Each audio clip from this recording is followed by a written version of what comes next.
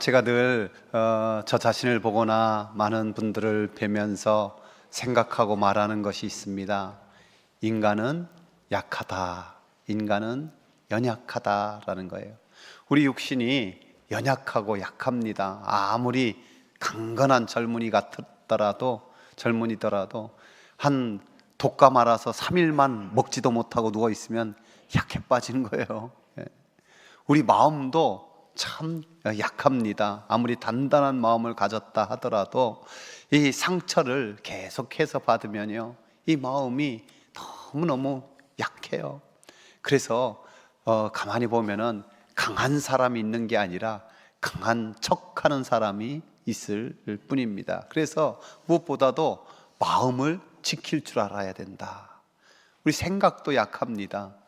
여러분, 우리가 아무리 뜻을 정하고 나는 내 생각대로 살 거야, 물론 귀한 일이죠. 그러나 여러분, 살다 보면은 결국 인정하는 것이 내 생각대로 되는 것보다 내 생각대로 안 되는 것이 훨씬 더 많구나, 그런 거 아니겠습니까? 그래서 우리의 생각도 사로잡아서 그리스도께 복종시키는 것, 이것이 그리스도인의 일이죠. 또한 우리의 믿음도 약합니다. 아무리 굳센 믿음 가졌다 해도 거친 풍랑 앞에서 그 믿음이 흔들리는 거예요. 그래서 주님이 붙들어 주지 않으면은 우리의 믿음이 참 연약하구나, 이거를 고백할 수밖에 없고, 또 우리의 기도 중에 하나가 주여 내게 믿음 더하여 주옵소서, 이런 기도를 드려야 돼요. 한번 기도해 봅시다. 주여 내게 믿음 더하여 주옵소서.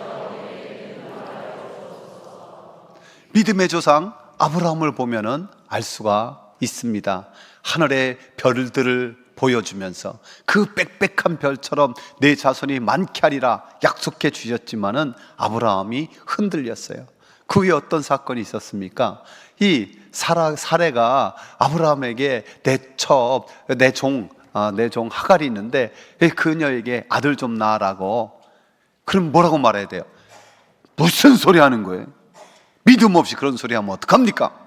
하나님의 약속 반드시 이루어지니 조금만 더 기다립시다, 뭐 이래야 되는데, 얼싸 좋다고 그랬는지 뭐 잘 모르겠는데 아브라함이 이 하갈과 그래서 이스마엘 낳잖아요. 여러분, 하나님 약속 기다리지 못하면 이 이삭이 아니라 이스마엘이 나와요.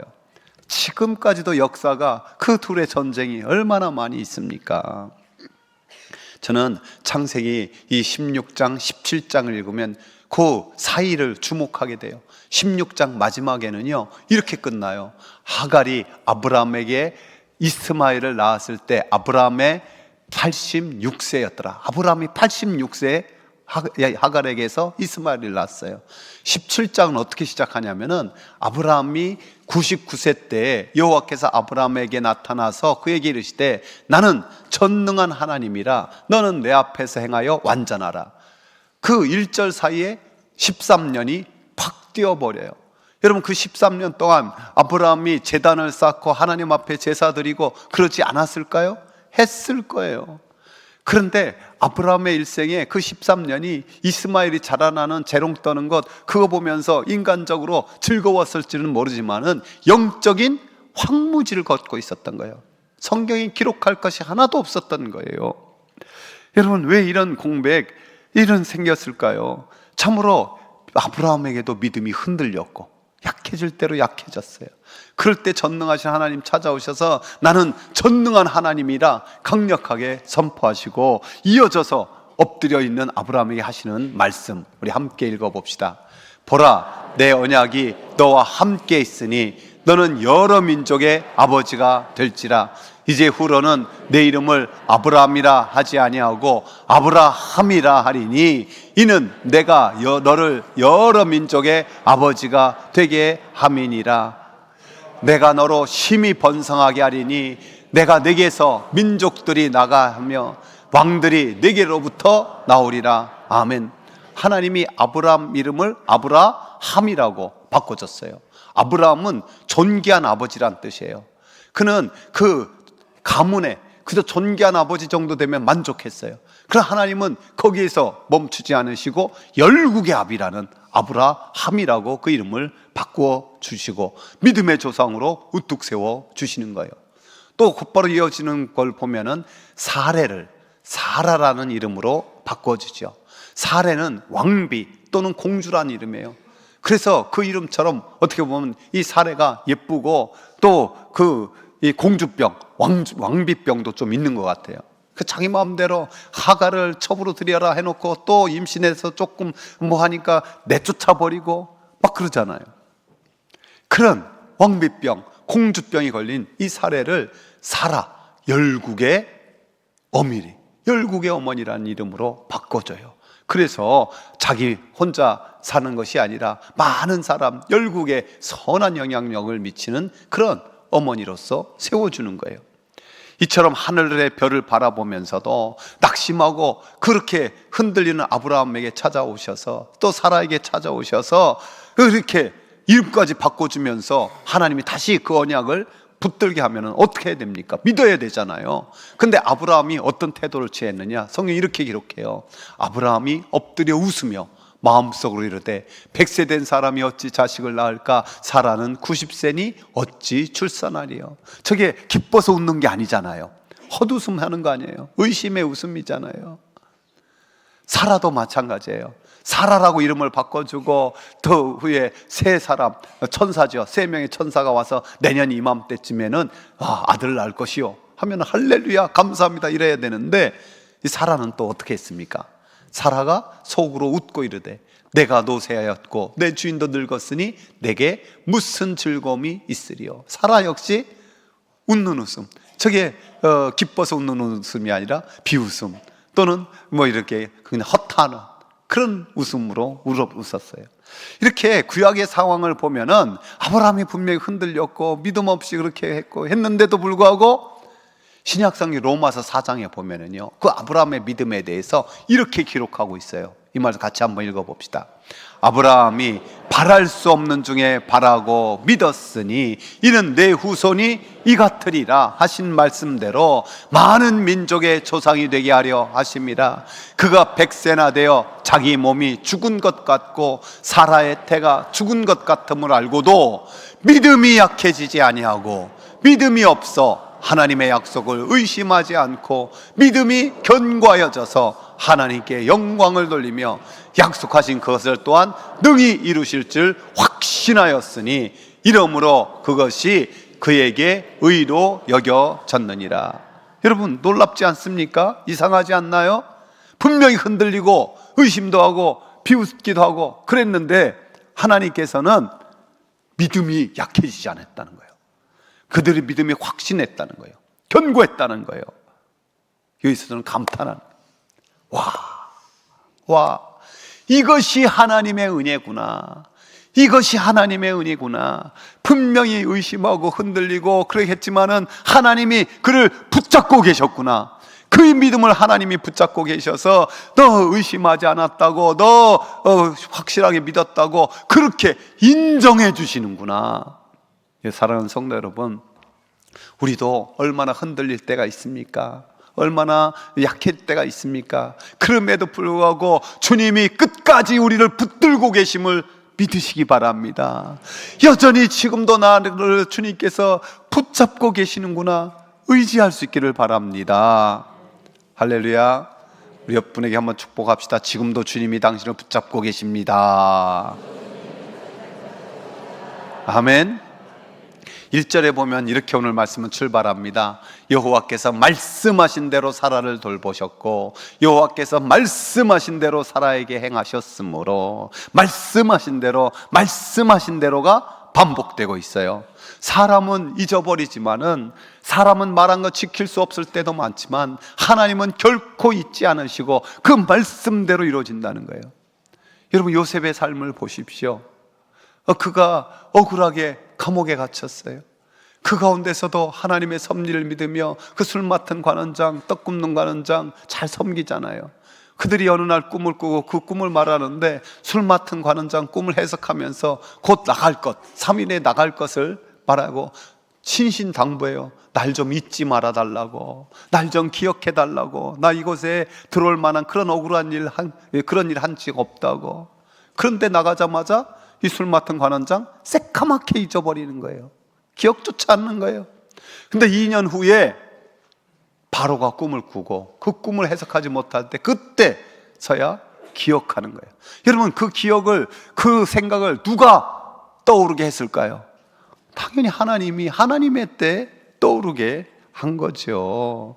그래서 성경은 강력하게 말씀하는 거예요. 한 번 더 읽어볼까요? 하나님은 사람이 아니시니 거짓말을 하지 않으시고 인생이 아니시니 후회가 없으시도다. 어찌 그 말씀하신 말을 행하지 않으시며 하신 말씀을 실행하지 않으시랴. 아멘. 하나님이 말씀이 이루어지니 초소하는 웃음, 그 비웃는 웃음, 부정적인 웃음이 행복한 웃음, 감사의 웃음, 기쁨의 웃음으로 바뀌는 거예요. 드디어 사라가 기쁨에 겨워서 하나님이 나를 웃게 하셨다라고 말하는 거예요. 아브라함도 어처구니 없는 그 웃음을 하나님께서 이루심으로 진정한 웃음으로 바뀌게 하셨어요. 여러분, 구약에 있는 많은 말씀들, 신약에 있는 많은 말씀들도 결국 하나님이 그 언약을 기억하시면서 출발해요. 최고의 구원 사건이 뭡니까? 출애굽의 역사잖아요. 그 출애굽의 역사를 성경이 이렇게 출발하고 있습니다. 하나님이 그들의 고통 소리를 들으시고 하나님이 아브라함과 이삭과 야곱에게 세운 그의 언약을 기억하사 하나님이 이스라엘 자손을 돌보셨고 하나님이 그들을 기억하셨더라. 하나님이 기억하셔서 하나님이 아브라함과 이삭과 야곱에게 이 가나안 땅 너와 너의 자손에게 주리라 그 언약을 기억하시고 그들을 애굽에서 이끌어 오신 거예요. 오랜 후에 이스라엘 백성들 다시 우상에 빠지고 그 죄악에 빠졌을 때 바벨론 포로로 끌려가야 했어요. 하나님은 다시 그들에게 70년이 되면 너희들을 이끌고 돌아오게 하겠다. 그 약속을 기억하시고 그들을 약속의 땅, 다시 가나안 땅에 돌아오게 만드는 거예요. 그러자 그들이 하나님이 기억해 주셨음을 감사하면서 한 고백이 뭡니까? 여호와께서 시온의 포로를 돌려보내실 때 우리는 꿈꾸는 것 같았도다. 그때 우리 입에는 웃음이 가득하고 우리 혀에는 찬양이 찼었도다. 그때 문나라 가운데서 말하기를 여호와께서 그들을 위하여 큰 일을 행하셨도다. 그렇게 찬양하고 노래하는 거예요. 여러분, 이 모든 하나님의 언약에 있어서 그 절정이 무엇인지 아십니까? 그 절정은 하나님께서 타락한 인류에게 여자의 후손을 보내어서 뱀의 머리를 짓밟으리라. 그 약속대로 예수 그리스도께서 하늘 보좌 버리고 이 땅에 오신 귀한 은혜의 사건이에요. 성육신의 사건이에요. 근데 그 성육신 사건도 우리가 잘 알 수 있는 것, 마리아의 귀한 헌신 아닙니까? 가브리엘이 마리아에 찾아와서 너에게 아들을 낳게 해주겠다. 잉태해서 아들을 낳게. 그게 무슨 소리입니까? 기절초풍하잖아요. 나는 아직 남자를 알지 못하는데. 그러나 천사는 강력하게 말씀하여 대저 주의 말씀에는 능치 못할 일이 없으리라. 그러자 마리아가 주여 말씀대로 이루어지이다. 이 귀한 기억 고백이 성모가 되게 하시는 귀한 은혜를 허락하여 주십니다. 여러분, 오늘 이 사순절을 보내면서 우리에게는 이 복음의 위대한 언약이 있는 것을 늘 기억할 수 있기를 바랍니다. 간단하게 요약해 보면 그래요. 여러분, 십자가에는 어떤 언약이 있습니까? 십자가에는 내가 너를 나보다 더 사랑하노라, 내가 너 죽는 꼴 못 봐서 내가 대신 죽었다, 이 언약이 있는 거예요. 부활에는요, 영원히 살아나신 주님, 내가 영원히 너희와 함께 하겠다, 너에게도 영생을 주노라 약속이 있는 거예요. 승천, 내가 너희를 위하여 거처를 예배하러 가노라. 천국을 예배해 놓고 지금도 하나님 보좌 우편에서 우리를 위해서 기도하고 계시는 주님인 줄 믿습니다. 재림, 다시 내가 속히 오리라. 그럼 우리가 거룩한 신부 되어서 주님과 혼인잔치 참여할 것이고 다시 와서 너에게 상을 주리라. 그 면류관 씌워주시고 하나님께서 갚아주시는 귀한 은혜에 우리를 부르시는 줄 믿습니다. 여러분, 이렇게 우리는 복음이라는 하나님의 언약 안에 있는 하나님의 자녀임을 언제나 믿을 수 있기를 바랍니다. 고백해, 나는 복음 언약 안에 있는 하나님의 자녀입니다.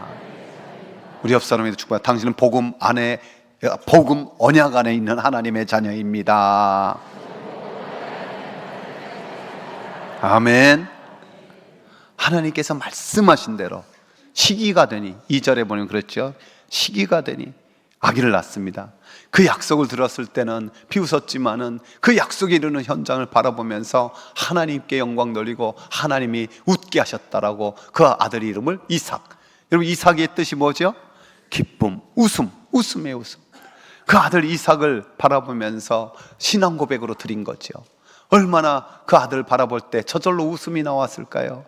그가 빵긋 할 때 얼마나 웃었고, 걸음 뛸 때, 뒤집을 때, 뭐 할 때 얼마나 웃었겠어요. 여러분, 가정에 가장 많이 웃을 때가 보면은 새 생명이 태어났을 때잖아요. 특별히 할머니, 할아버지들 됐을 때 얼마나 그렇게 기뻐합니까?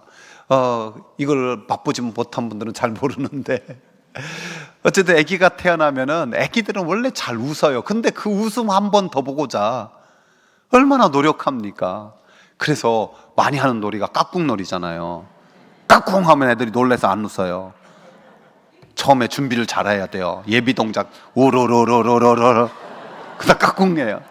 그거 한 번 본다고 종종 보면은, 야, 저 어른은 웃을 수 있는 분인가 할 정도로 엄한 어른들도 그런 손주들 앞에서 무장해제 다 돼가지고 저런 면이 있었나 할 정도로 기뻐하고 함께 웃는 모습, 이런 모습 보면서 우리 하나님 아버지가 생각나요. 악한 부모라도 자기 자식에겐 좋은 것 줄 줄 알거든. 그거 한번 웃음 보기 위해서 그만큼 애쓰는데 우리 하나님께서 얼마나 우리를 위해서 참된 좋은 것 준비하시고 우리를 웃게 하시는 좋으신 아버지입니까?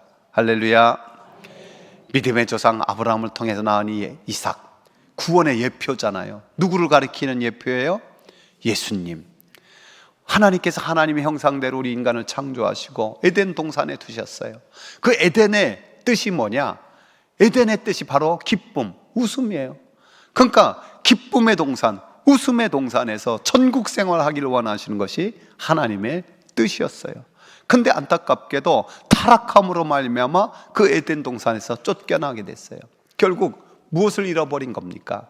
영생을 잃어버리고 하나님과의 관계가 파괴되고 많은 걸 잃어버렸지만 참된 기쁨, 참된 은혜, 이 참된 웃음도 잃어버린 거예요. 여러분, 그 웃음을 되찾아 주신 분이 계십니다. 그분이 누구입니까? 예수님. 예수님이 복음으로 말미암아 되찾아 주셨어요. 그래서 복음이 뭐예요? 기쁜 소식이에요. 기쁜 소식, 기쁨의 소식. 즐겁다, 희락이 넘치다라는 뜻이에요. 그래서 죄에 빠진 인간 구원해 주신 기쁜 소식일 뿐만 아니라 인간의 모든 상처와 아픔도 치유하시는, 그래서 찬송하게 만들고 천국의 기쁨을 만드는 그것이 바로 복음의 능력이에요. 하나님의 법궤가, 언약궤가 들어올 때 다윗은 너무너무 기뻤어요. 그래서 6걸음 옮길 때마다 제단을 쌓고 또 예배를 드리고 제사를 드리고, 그가 왕이라는 그런 타이틀, 왕이라는 계급장 다 떼어놓고 어린아이처럼 덩실덩실 춤을 추면서 하나님을 찬양해요. 그가 기뻐하며 찬양 드린 것 함께 읽어볼까요? 주께서 나의 슬픔이 변하여 내게 춤이 되게 하시며 나의 베옷을 벗기고 기쁨으로 띠우셨나이다. 아멘. 여러분, 우리의 신앙이 바로 이런 거잖아요. 하나님으로 기뻐하는 것, 하나님으로 기뻐하는 것, 하나님을 기뻐하는 것이 우리의 힘입니다. 사도 바울이 성령의 9가지 열매를 말하는데 사랑, 이 사랑은 전체를 대표하기도 해요. 그 다음에 이어지는 것이 희락, 기쁨이잖아요. 그러니까 하나님께서 주시는 기쁨, 이 웃음은 성령의 열매고 천국의 상징이 되는 거예요. 그래서 독일의 신학자 몰트만은요, 이렇게 웃음을 정의하더라고요. 웃음은 영혼의 해방이요, 우리 마음을 결박하고 있는 죄에서 구원받은 자의 기쁨의 표현이다. 그러니까 참으로 이 웃음, 기쁨을 다시 회복하지 못한 것, 다시 한번 돌아봐야 돼요. 아, 내가 진짜 구원에 큰 확신과 그 감격이 있는가, 아니면 잃어버렸는가. 이 세상에서도 이런 말 하잖아요. 최후에 웃는 자가 진짜 승리자다. 최후에 웃는 자. 저는 그런 말 들으면 가장 먼저 떠오르는 사람 스데반이에요. 여러분, 스데반이 얼마나 인간적으로 보면은 비참하게 죽었습니까? 그 돌에 맞아 죽어 얼마나 아프고 힘들었을까요? 그러나 성경은 그의 얼굴이 천사처럼 변했다고 하고, 그렇게 영광스러운 모습 보고 사도 바울이 변화된 거예요. 어떻게 저럴 수 있는가? 초대교회 많은 성도들이 비슷한 길을 갔어요. 화형당하면서 순교하고 사자밥이 되면서 순교하고, 그럼에도 불구하고 그들 가운데는 영원한 천국의 기쁨, 그 복음의 기쁨이 그 안에서 사로잡았기에 결국 로마를 뒤집을 수 있었던 거죠. 살다 보면은 기쁨에 관해서도 우리 인생 가운데 이렇게 나눌 수도 있어요. 어떤 사람은 기쁨 없이 그냥 빠지 못해 죽지 못해 그냥 사는 거예요. 근데 어떤 사람은 기쁨 없이 살아가면서 남의 기쁨까지 그냥 다 뺏어버리는 그런 사람. 근데 자기는 그래도 만족하며 행복하게 기쁨 누리는 사람이 있어요. 근데 더 나아가 기쁨을 누릴 뿐만 아니라 그 기쁨을 나누어 주는 사람. 우리 하나님께서는 우리가 어떤 사람 되기를 원할까요? 당연히 기쁘고 그 기쁨도 나누어 주는 사람. 오늘 살아가는 고백이 바로 그 고백이에요. 하나님이 나로 웃게 하시니 듣는 자가 다 나와 함께 웃으리로다. 하나님이 나를 웃게 하셨고 이 내 간증 듣는 사람 또 다 함께 더 기뻐 웃는 것, 이게 그 은혜를 나눠주는 것. 제가 오늘 말씀을 준비하면서 7절을 다시 한번 잘 묵상해 보니까요, 하나님이 아들만 준 게 아니라 회춘하게 하셨더라고. 무슨 말이냐, 90세 아들 낳고 수유를 했다니까요. 내가 어찌 젖을 먹이려 하였으면, 이렇게 나오잖아요. 여기 90세 할머니 있나? 얼마나 놀라운 일이에요. 그러니까 웃을 수밖에 없고 듣는 이가 다 웃게 되는 놀라운 역사. 미국 미시간 대학의 맥코넬 교수는 이런 연구 결과를 발표했어요. 인생에 성공하고 싶으면 많이 웃어라는 거예요. 많이 웃어라. 그의 연구에서 주장하는 것들이 몇 가지 있는데 이런 것들 제가 조금만 받아왔어요. 웃는 얼굴은 무한한 보석이며 찡그린 얼굴은 정신적인 오염물질이다. 여러분, 보석이 별로 없어도 여러분 얼굴이, 웃는 얼굴이 보석이 돼요. 우리 옆 사람에게 미소 한번 줘봅시다. 시작. 축복합시다. 엄청난 보석입니다.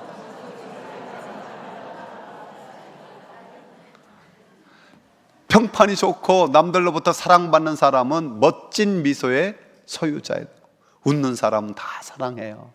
찡그린 얼굴은, 문외한 의사는 징글벙글 웃는 상냥한 의사보다 2배 더 많은 의료사고와 소송에 휘말리게 된다. 의사만 그럴까요? 이게 장사하는 분이나 다 마찬가지입니다. 다 마찬가지예요. 자식의 탈선으로 힘들어하는 부모의 80%는 습관적으로 웃지 않는 부모다. 내가 너무 웃지 않았나? 저와 여러분이 멋진 미소, 인자한 미소가 갈수록 많아질 수 있기를 바랍니다. 그래서 우리가 만들어진 모습은 바꿀 수 없지만요, 표정은 바꿀 수 있는 거예요. 그래서 예쁘다, 잘생겼다는 사람 말은 조금 못 들어도 인상이 괜찮네, 인상 좋다, 표정 좋다, 이런 말을 들을 줄 알아야 돼요. 여러분, 이 웃음이라는 이름을 듣고 또 귀한 간증으로 자란 이삭, 나중에 어떻게 됐습니까? 그가 열심히 우물을 팠는데 이웃이 와서 뺏어요. 얼마나 억울한 일이에요. 근데 웃어 넘기는 거예요. 또 팠는데 와서 막 메꿔버려요. 얼마나 속상해요. 근데도 웃는 거예요. 결국 그런 일이 반복되자 그 대적들이 찾아와서 고백하는 거예요. 우리 화친을 맺자고. 왜 그러냐고 했더니 하나님이 너와 함께하는 것을 분명히 보았다. 어떤 억울한 사랑은 저 힘든 상황에서도 어떻게 저렇게 웃을까? 그것이 바로 하나님이 함께하는 강력한 증거였어요. 어떤 분은 예수님은 울기는 했어도 웃지는 않았다고 주장하더라고요. 예수님이 그랬을까요? 아니요. 학자들의 말에 의하면요, 이 예수님이 행하신 많은 비유가 사람들을 배꼽 잡게 했다는 거예요. 그 쉬운 표현, 독사의 자식들아, 이 회칠한 무덤 같으니라고, 낙타가 바늘게, 이런 모든 표현들이 당시 서민들에게는 배꼽 잡게 만들었다는 거예요. 여러분, 웃음이 없는 것은 뭔지 아세요? 마귀가 웃음이 없어요. 마귀에게는 기쁨이 없기 때문에, 마귀는 유머가 없기 때문에, 특별히 하나님의 자녀들이 기뻐할 때 마귀는 괴로워해요. 하나님의 자녀들이 웃을 수 없는 상황에서 기뻐하면서 웃을 때 마귀는 좌절해 버려요. 저와 여러분이 마귀를 좌절시키는 사람 되기 바랍니다. 왜냐하면 십자가를 앞에 두고 주님이 이렇게 말씀하셨거든요. 읽어볼까요? 지금 내가 아버지께로 가오니 내가 세상에서 이 말을 하옵는 것은 그들로 내 기쁨을 그들 안에 충만히 가지게 하려 함이니이다. 여러분, 십자가 앞두고 주님이 기쁨이 있다는 거예요. 어떤 기쁨일까요? 인류를 구원할 기쁨, 여기 이렇게 하나님의 자녀들이 많이 생겨날 기쁨이 주님에 있었고, 그 십자가를 앞두고도 내 기쁨을 너희에게 충만히 가지게, 이 기도를 드릴 수 있었던 거예요. 이것을 온전히 깨닫고 누렸던 사람 중에 하나가 사도 바울 아닙니까? 그래서 사도 바울은 항상 기뻐하는 것이 하나님의 뜻이라고 강력하게 명령을 내렸어요. 항상 기뻐하라고. 그는 자기가 행하지 않는 것을 시키는 분이 아니에요. 자기가 항상 기뻐했던 거예요. 여러분이 잘 아는 것처럼 그가 매를 맞기도 하고 굶기도 하고 잠도 못 잘 때도 있고 또 감옥에 갇히고 그 온갖 고난 속에서 그럼에도 불구하고 항상 기뻐했다는 거예요. 어떻게 가능할까요? 그의 신학과 신앙의 한마디는 뭐냐? 주님 안에예요. 주님 안에, 그리스도 안에, 주님 안에 있다는 사실. 주님이 기쁨의 원천이 되었고, 그 주님 품이 안전하고, 주님 품이 따뜻하고, 주님 품이 능력 있고, 무엇보다도 나의 달려갈 길 다 달리고 이 땅에서 눈을 감을 때 주님 품 안에서 눈을 번쩍 뜰 것을 그는 믿음으로 달려가서 그는 항상 기뻐할 수 있었던 거예요. 사랑하는 성도 여러분, 저와 여러분과 우리 자녀선들이 이 하나님의 약속, 특별히 예수 그리스도의 약속, 그 복음의 언약 안에 있는 우리임을 늘 기억하면서 항상 기뻐하고 그 웃음을 나눌 수 있는 하나님의 자녀 되기를 간절히 소망합니다. 주님께서는 우리에게 반드시 기쁨의 날을 주시기 때문입니다. 할렐루야.